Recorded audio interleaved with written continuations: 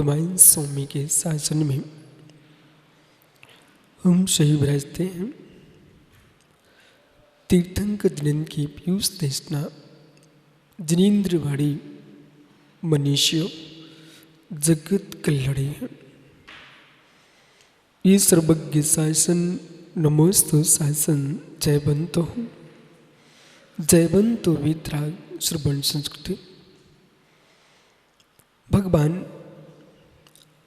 तीर्थंकर परमेश्वर सर्वज्ञ देव ने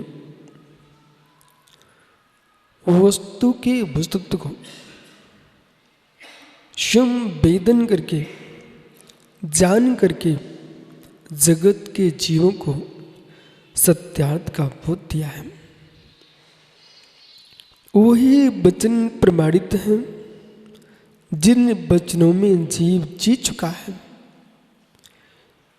वे ही लोग श्रद्धा के पात्र होते हैं, विश्वास के पात्र होते हैं, जिनका जैसा उपदेश है, जैसा प्रवचन है, वैसा आचरण है।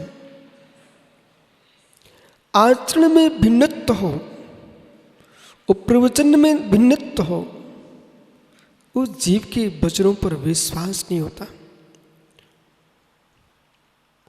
जैसे कि कोई पुरुष प्रचार कर रहा है इस बात का चक्रेश कि मेरे यहाँ का वस्त्र सर्वश्रेष्ठ है, मेरी कंपनी का वस्त्र सर्वश्रेष्ठ है, ऐसा प्रचार कर रहा है, लेकिन स्वयं दूसरी कंपनी का कपड़े पहने खड़ा हुआ है। जो व्यक्ति प्रचार यूं कर रहा है कि मेरी कंपनी का वस्त्र सर्वश्रेष्ठ है, परंतु दूसरी कंपनी के कपड़े पहन करके प्रचार कर रहा है, इसका मतलब है तेरी कंपनी का सर्वश्रेष्ठ था तो तुम दूसरे का क्यों पहने हो। ऐसे जो पुरुष बोलता कुछ है और करता कुछ है, उसका जीवन दूसरे की कंपनी का है। हमारे भगवंतों ने, तीर्थंकरों ने, अरिहंतों ने, ऋषि मुनियों ने जो कथन किया है वैसा आचरण किया है। कथनी में करनी में एकत्व जिसके होता है उसी के वचन प्रमाणित होते हैं। अपने वचनों की प्रमाणिकता चाहिए। साधना का मार्ग निसंगता का मार्ग है, निष्प्रेयता का मार्ग है। मोक्ष मार्ग किंचित मात्र भी संग ग्रहण करने का मार्ग नहीं है। संग यानी परिग्रह, संग यानी परिग्रह। ध्यान में जाने वाला जीव, जिन जीवों को ध्यान में लीन होना हो उन्हें बहुत संभल के सुनना चाहिए। जितना भजन होगा उतना मन स्थिर नहीं होगा। यथार्थ में आनंद लेने के लिए साधु नहीं बना जाता, वजन उतारने के लिए साधु बना जाता है। जब वजन उतर जाता है तो साधना का आनंद प्रारंभ हो जाता है।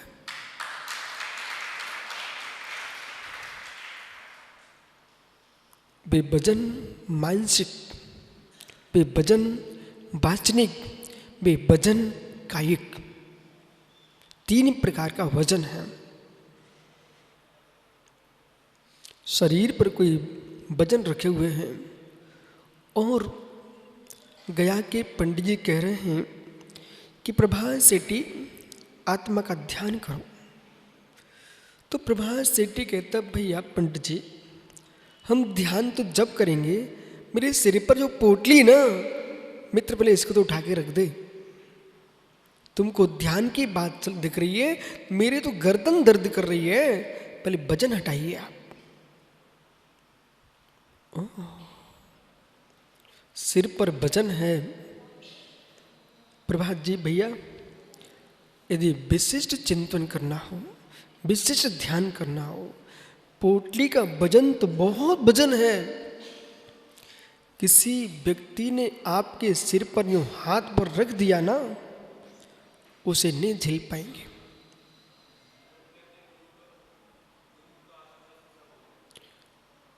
देखो, एक विशिष्ट बात आपने ठीक प्रश्न किया, विश्रुत था कि आपका भी समाधान करते हैं। यहाँ आप सब साधक विराजमान हो, आराधना का मार्ग और साधना का मार्ग, दो मार्ग तुम्हारे पास है। आराधना के मार्ग से स्वर्ग जा सकते हो। भगवान बनने के लिए आराधना काम में नहीं आएगी, भगवान बनने के लिए साधना काम में आएगी। पुनः समझना, मैं एक एक विषय को स्पष्ट कर रहा हूं। जो वचन है इसे हटाइए। भगवान बनने के लिए साक्षात परमात्मा बनना है तो आराधना काम में नहीं आएगी, साधना काम में आएगी। मैं इसको स्पष्ट करता हूं। अतुल बल के धारी तीर्थंकर,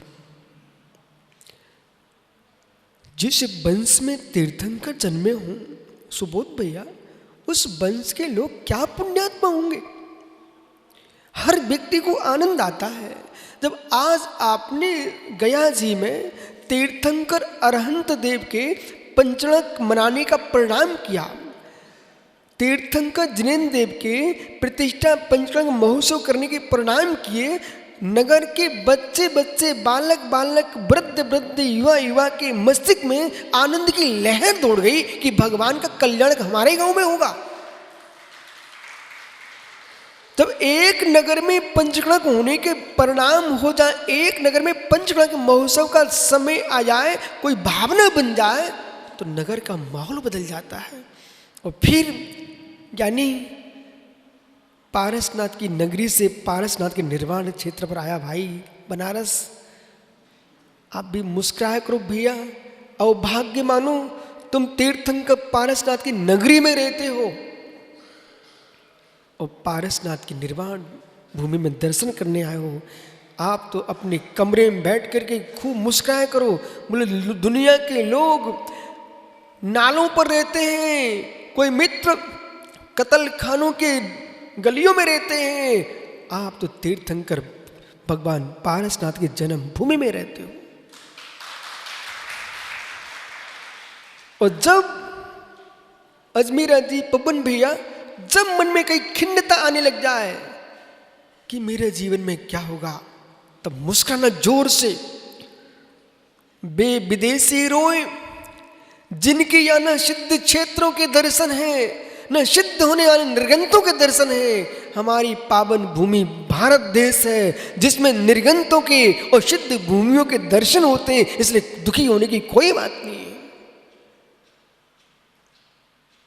ब्रह्मांड की सबसे उत्कृष्ट साधना है अपने आप को प्रसन्न रखो, अपने आप को प्रसन्न रखो। चंदन शीतलता देता ना,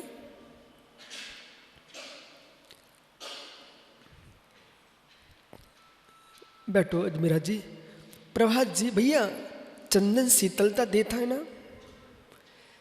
चंदन शीतलता देता है कि शराब जी चंदन शीतल होता है।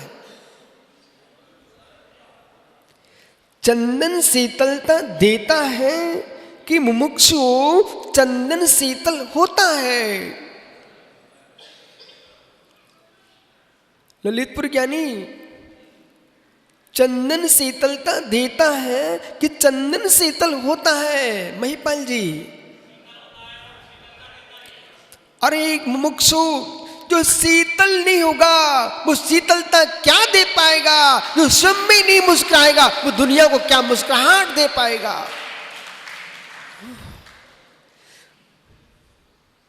ललित भैया स्वयं चेहरा बनाए बैठे हैं, मालूम कैसे? जैसे गया की फल्गु नदी में मुर्दों के संस्कार के पास जो मटकियां पड़ी रहती काली,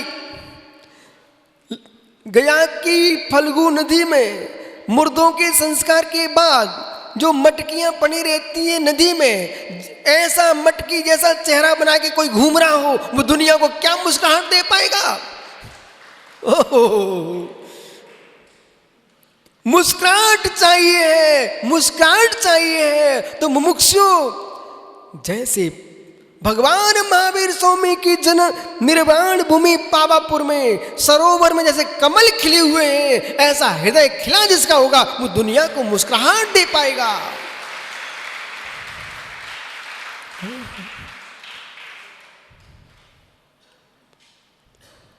मधुबन युवाओं, बेटा मुस्कुरा लो, मुस्कुरा लो, अभी समय चल रहा है। बाद में तो पिताजी से पूछना, पिताजी हंसी जानते हो?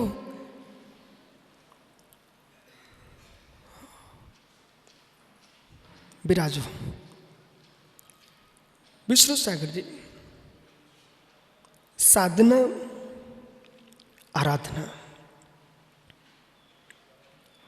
साधना आराधना, एक सीमा तक आराधना करना। मुनिराज भी आराधना करते हैं, श्रावक भी आराधना करता है। जब द्वैत भक्ति की व्याख्या करेंगे तो सामने आराधना आएगी, अद्वैत भक्ति में जाओगे तो साधना आएगी, चक्रेश। द्वैत भक्ति में जाओगे तो मात्र आराधना होगी, अद्वैत भक्ति में जाओगे तो मात्र साधना होगी। कितना गहरा विषय महायोगी, महाध्यानी अरहंत निर्गंत मुनि कह गए। जिस विद्या पर जगत को सोचना चाहिए था, और संपूर्ण जैनियों का धर्म है, तीर्थंकर महावीर स्वामी को, तीर्थंकर महावीर स्वामी कहने के साथ साथ आपने तीर्थंकर महावीर का तीर्थंकर महावीर के नाम से प्रचार तो किया, लेकिन महायोगी महावीर के नाम पर प्रचार नहीं किया। जगत के लोग, कोई पेट फुला रहा, पेट पिचका रहा, प्राणायाम कर रहा है मित्र, कोई आसन लगा रहा है, उनको तुमने योगी कहना प्रारंभ कर दिया। जिन्होंने योगों का निरोध कर दिया हो, ऐसा महायोगी तीर्थंकर होता है। और तीर्थंकर का ध्यान योग जो है, लोग न उसका प्रचार कर पा रहे हैं, न लोग उसे समझ पा रहे हैं। सरलता के मार्ग को चुन करके, सरलता के मार्ग को चुन करके, मालूम ऐसे मैं आपको स्पष्ट बता रहा हूं पाटनी जी, मित्र, मक्का रहती ना, मक्का का भुट्टा, मट्टा के भुट्टे के ऊपर केसर जैसे रेसे रहते हैं, बराबर। तो केसर का सत मिला करके ये ब्रह्मचारी लोग गए थे एक बार ऋषिकेश, और वहां पर केसर बिक रही थी, और इतनी सस्ती केसर, इन ज्ञानियों ने सोचा केसर खरीद लो। पीयूष कहां से शुरू किया था, कितने रुपए से प्रारंभ किया? मतलब 2000 की डिब्बी से प्रारंभ किया। और भाई लोग 500 की डिब्बी लेके आए। मैंने इनसे पूछा, महात्मा जी ऐसा हो सकता है कि एक आदमी 1500 रुपए के एकदम में घाटा खा जाए? सत्य ये था, वो केसर नहीं थी, वो मक्का के ऊपर के जो भुट्टे थे ना, उनमें केसर घोल करके लगाई गई थी, वो केसर बिक रहे थे। ऐसे सोनू मक्का के भुट्टे में रंगे केसर के वर्ण कलर को तुम केसर लेके खरीद सकते हो और रंग भी पीला कर सकते हो, लेकिन औषधि के लिए कहीं देना होगा तो वो केसर मेरे मित्र किसी के रोग को ठीक नहीं कर सकती है, जो मक्का की केसर है। ऐसे ज्ञानियों नाचना, हंसना, बोलना और दुनिया के प्रकार से ध्यान की विद्या सिखाना, वो विद्या तुम्हारे लिए रंग तो ला सकती है पर जन्म जरा मृत्यु का रोग क्षय नहीं करा सकती है। उसके लिए महायोगी महावीर के ध्यान में जाना पड़ेगा। और हमारे जैन मुनियों का धर्म है, आप ये मत सोचो कि आज लोग को समझते नहीं है, इनको विचारों को मात्र पूजन पाठ में लगाते रहो, वहीं लगाते रहो, वहीं लगाते रहो। अरे पूजा पाठ में तो लगा के रखो, अशुभ से बचाओ, लेकिन ये भी तो बताओ जिनकी पूजा कर रहे हो वे पूज्य बने कैसे हैं।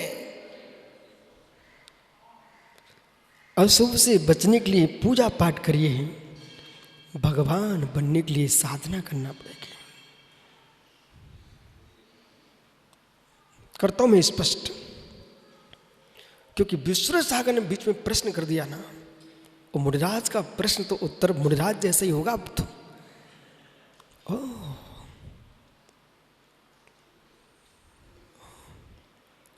साधना आराधना, प्रारंभ में साधना सेटिंग जैसी होती है, प्रारंभ में साधना सेटिंग जैसी होती है, वो आराधना सापेक्ष साधना। आराधना सापेक्ष साधना समझ में नहीं आया तो पूछ लेना। आराधना सापेक्ष साधना, वर्तमान में पटिया वाले, जीप वाले, गाटर वाले मकान कम बन रहे हैं, बीम डाल करके और सेंटिंग लगा करके, और मित्र कंक्रीट की छतें ज़्यादा बन रही हैं बराबर, पर उन छतों में सबसे पहले नीचे से साधन लगा देते हैं, क्या सेंटिंग लगा देते हैं। जब प्रारंभ साधना होती है तो आराधना की सेंटिंग लगाना चाहिए, अन्यथा तुम टिक नहीं पाओगे। इसलिए मुनिराज से भी कहा गया है, आचार्य की भक्ति करो, उपाध्याय की भक्ति करो, साधु की भक्ति करो, अरहंत की भक्ति करो, सिद्धों की भक्ति करो। इस सेंटिंग है, लेकिन भक्ति करो आवश्यकों में वंदना स्तव दो रख दिए। षट आवश्यक कर्तव्यों मुनिराजों के वंदना स्तव दो रख दिए। स्तुति करो, भगवान की वंदना करो। जब स्तुति वंदना करते करते फिर धीरे से कहते हैं कारुशर करो।